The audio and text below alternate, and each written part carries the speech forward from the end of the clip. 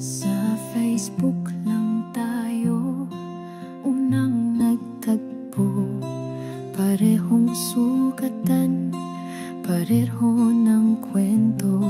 Sa Jollibee tayo unang nagkita, ngiti mong totoo agad kong nadama. November 1, 2018 ay naging tayo. Ako'y tinanggap mo kahit puso'y gulo. Di kalaunan ay niyaya mo akong magsama, simula ng buhay na masaya at payapa. Matthew po, ikaw ang biyaya sa buhay ko. Mahal na mahal kita, di magbabago. Sa piling mo natagpuan ang tunay na ligaya. Pangako ko hanggang dulo, ikaw ang kasama.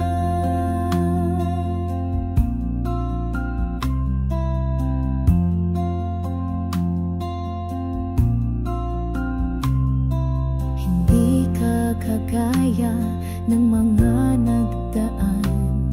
Sa bawat unos, ikaw ang naging sandigan.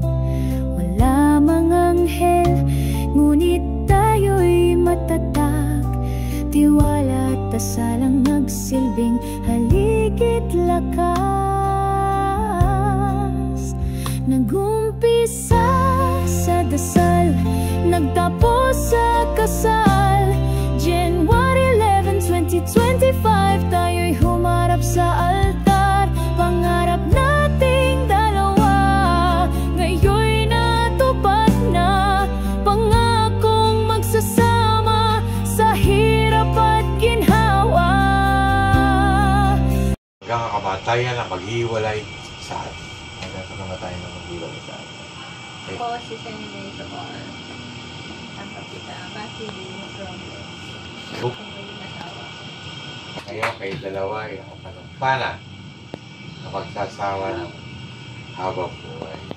Kung sisingay ito, Ang sising na ito, ay binibigay ko sa iyo ay binibigay ko sa'yo bilang tanda bilang tanda ng ating ng ating tapat na pananampalataya sapat na pananampalataya at namamalaging pag-ibig at mababalaging pag-ibig habang tayo nabubuhay. habang tayo na